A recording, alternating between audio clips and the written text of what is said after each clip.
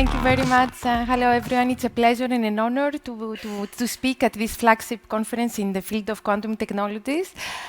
So thanks the organizers for this wonderful conference. So I'm Eleni Diamanti. I'm CNRS and Paris Center for Quantum Technologies at Sorbonne University.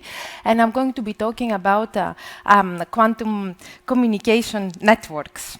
So let me see, how does this move? Yeah, okay.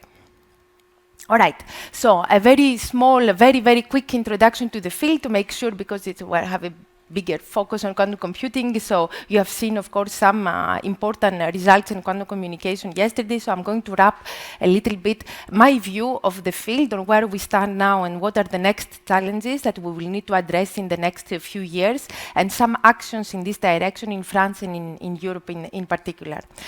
So quantum communication, of course, is the art of transferring quantum information between distance locations. So quantum photonics, quantum photons, quantum optics is the underpinning technology in quantum communication. And of course, so we're going in quantum communication, we're encoding information and carrying information in properties of quantum states of light.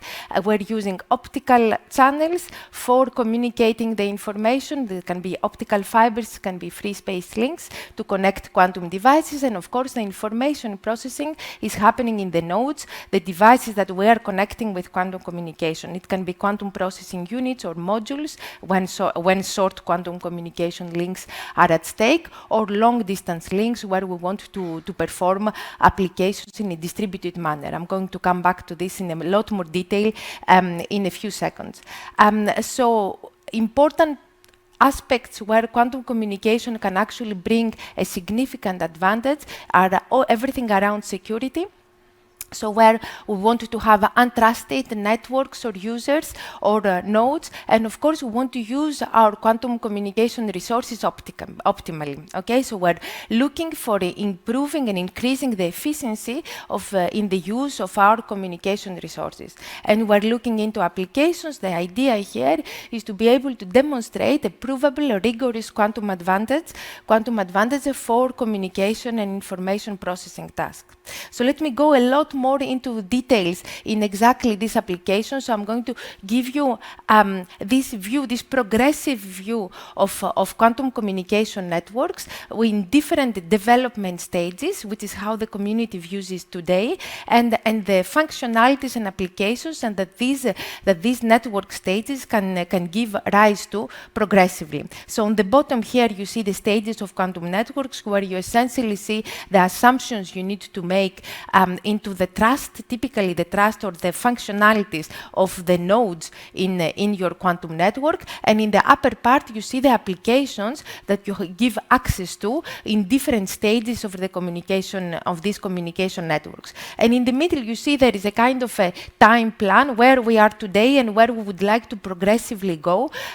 You see here, I haven't put years or actually exact times in when this is going to happen, but you can see that I expect that we're going to be able to this last development stage of the network of quantum networks in the next 5 to 10 years. Okay, so we're progressively moving, increasing in the maturity of the technology and integration, all types of integration aspects, and giving, of course, rise to different functionalities. So when we're talking about stages, we should think first as what we have today. I'm going to give you a couple of prominent examples in a second of the so-called trusted node networks, where to extend the communication distance for specific functionalities, you need to perform to show some sort of trust in your intermediate node, okay, to perform, and this gives rise typically to applications like quantum key distributions or other cryptographic quantum cryptographic primitives in this point-to-point setting. And then we start including entangled resources. We include quantum memories, quantum storage capabilities, and finally progressively into quantum processors and bigger devices. And this, of course, leads to applications going into verification, anonymous communication, conference key agreement, quantum money, secure multi-party computing, blind, delegated, distributed quantum computing, and sensing.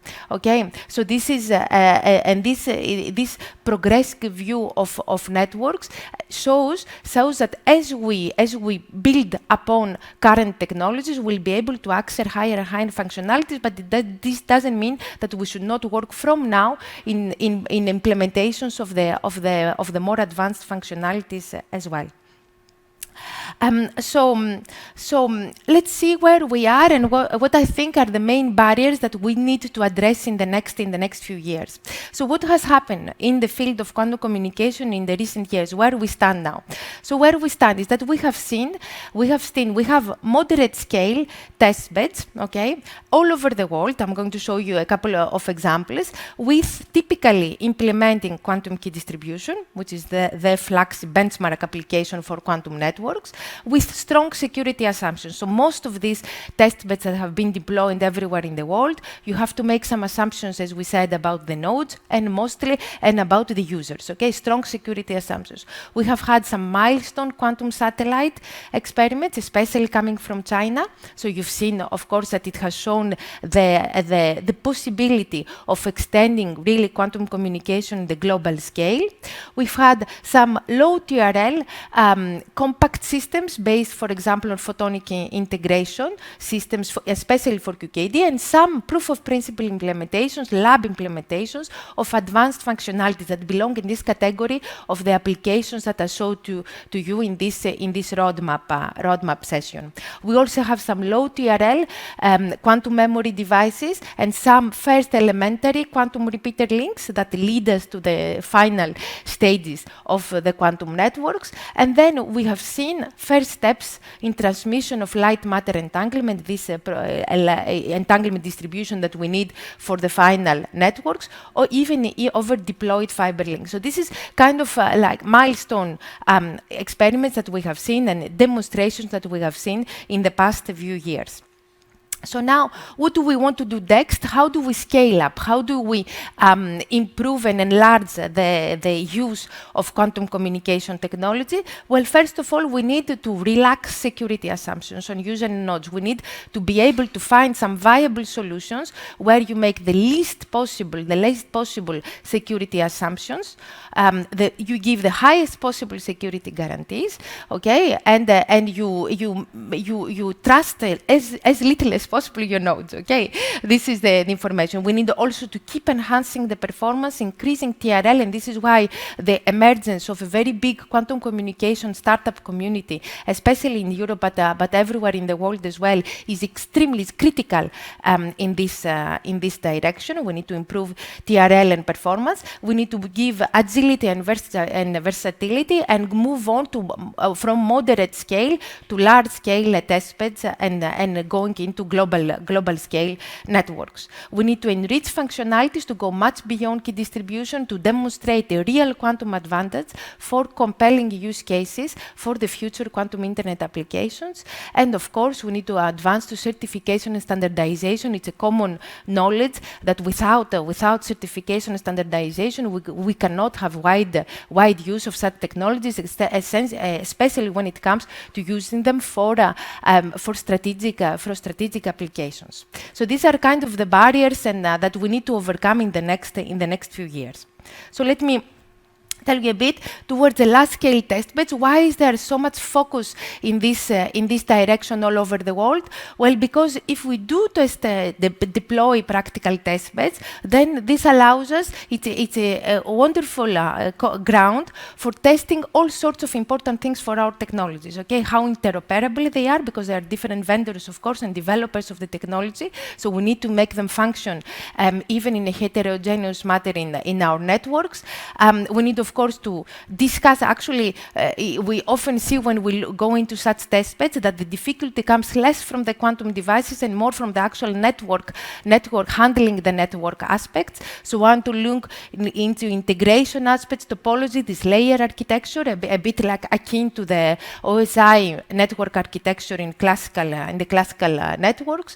We need to look in standardization of interfaces and, of course, the upgradability, so how you move progressively smoothly and in a seamless manner in these different stages of the quantum networks. That's why practical testbed deployment has been the heart of what's going on in the field the last few years. So the most, probably, I would say the most impressive one is the one that was shown in China. So this is a fully integrated terrestrial and space network. So you see here an idea with the linking over a 2,000 kilometer backbone network, including also a satellite link. The Chinese network is more focused on trusted nodes.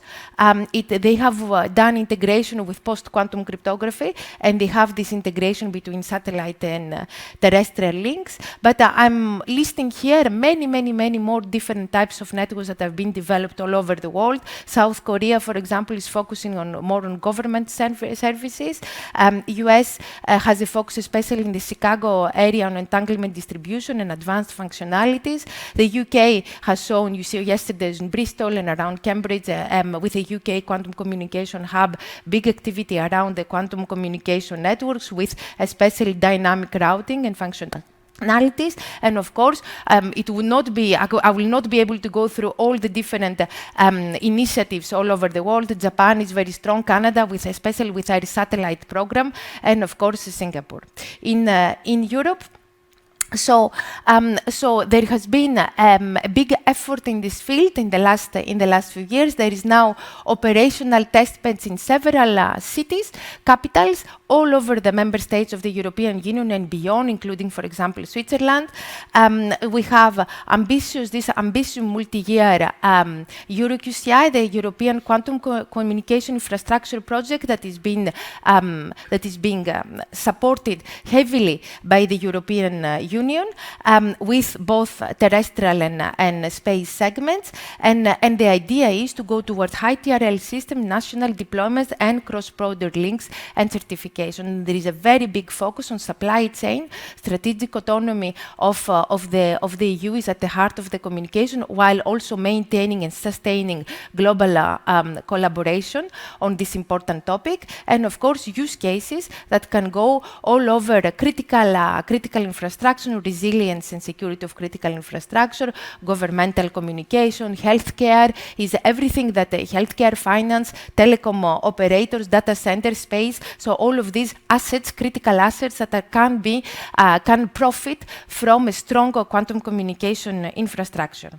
Can show you a little bit more details on what's happening in Paris.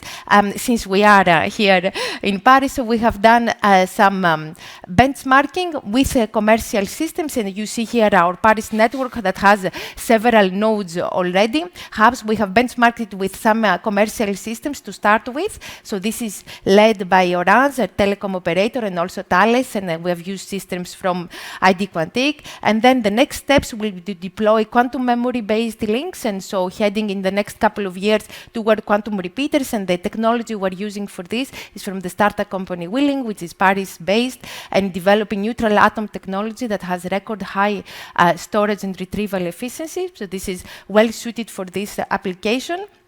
We also want to deploy new prototypes for QKD that's advanced on based on system-on-chip technology and entanglement distribution. And then there is this extends to the whole France QCI national deployment project that links the two major quantum communication hubs in France, in Paris and in Nice region, where there is a link with the optical ground station in the back area of the Côte d'Azur region. And you see here the companies and startups that are involved in this endeavor.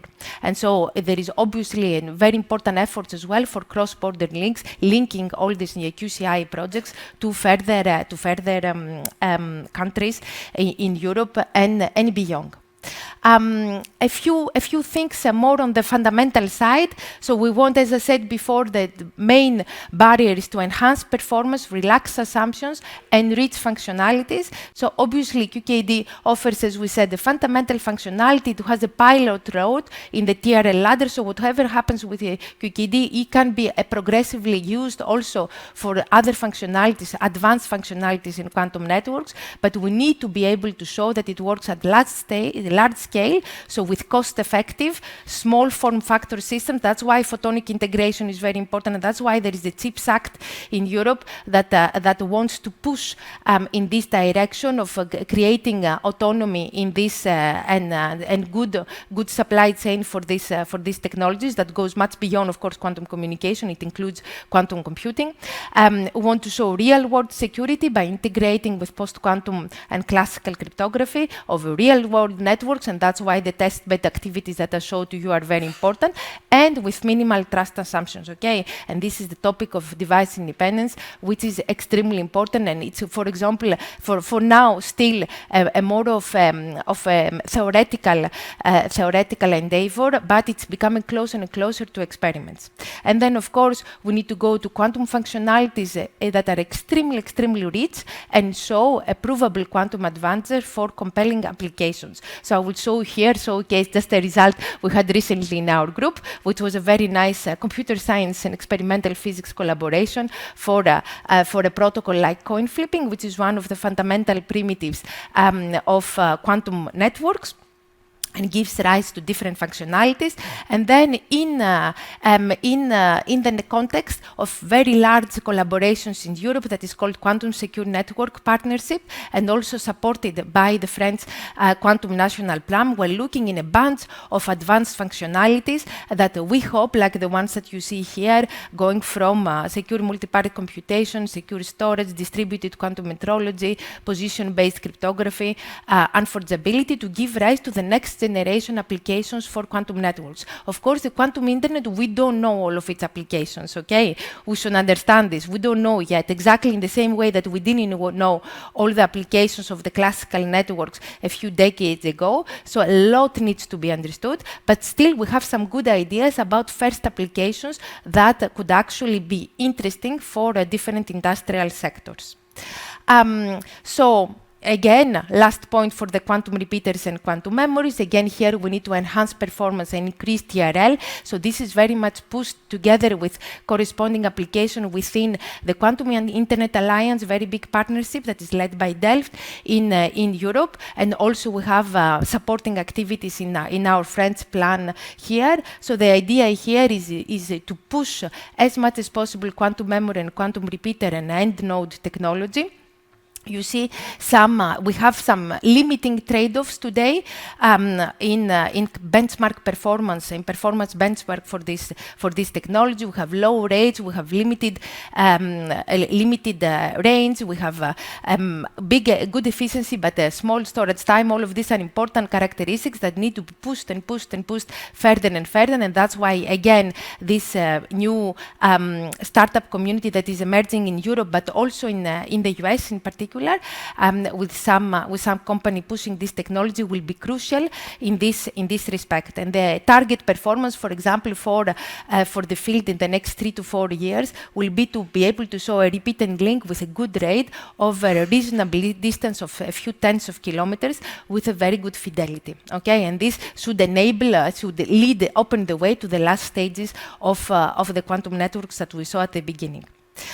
So essentially, this brings me to my conclusion. What the main points that I wanted to convey today is that we do have quantum communication testbeds that are functional today all over the world, including both terrestrial and links. They have different focus here and there, but the important thing is that you can demonstrate already today a quantum advantage for some useful tasks. But if we really want to scale up and use it in a widespread way, quantum communication technology, we do need to tackle the challenges that I mentioned. Okay, so performance, TRL, advanced functionalities, reduced assumptions, and quantum memory and quantum repeater technologies are the key points that we need to address in the next few years. And we need, of course, to integrate. We're not here as a position to classical cryptographic and networking practices. The idea is to have a complementary vision and work together alongside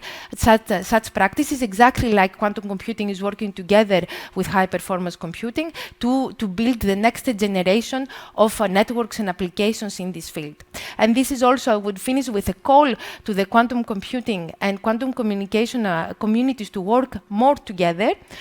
These are not, and they will converge more and more as time as time goes by, because I can already, without even thinking too much, I can already find some applications where it will be necessary to work together, like, for example, distributed quantum computing, which I believe is one of the most important applications we will see, and it's a nascent field.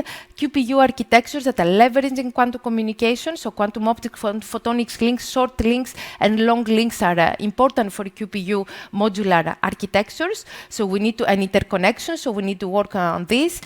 Joint application sectors, a lot of the applications that I mentioned are actually common to our fields. And of course, anything around verification, certification, and standardization, these are also common objectives between the two communities.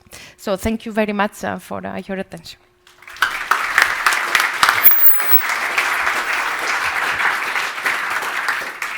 We have time for a question.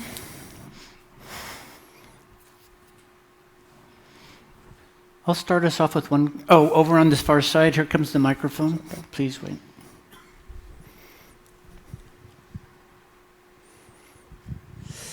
Hello, Eleni.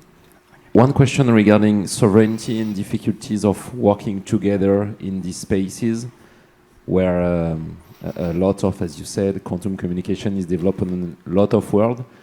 How is it imply your work and the work of the, I would say, different community? Yes, so it's obviously a very good question. So and it comes often into the discussion. So as an academic, I obviously support global collaboration and cooperation. Otherwise, I mean, the academic community and research community cannot advance differently. I understand that this importance, of course, to protect. We're touching upon sensitive topics, so there is importance to protect critical assets. I think there is a lot of discussion of finding a good equilibrium between research, which is still, we're not done. Essentially, this is one point that I wanted to make, that we're really not done with the research, a bit following a bit the discussion from the previous speaker, that there is still lots to do, both on experimental and on theoretical aspects in quantum communication, like in quantum computing, and we need to all work together for this. So I think the way that I see it is that we should work all together, maybe for more fundamental aspects, looking into more long-term perspectives. So when things are very close to applications, like a more short-term objectives, obviously, I guess you need to somehow put some protection of some systems. And definitely standardization and certification procedures should be global endeavors.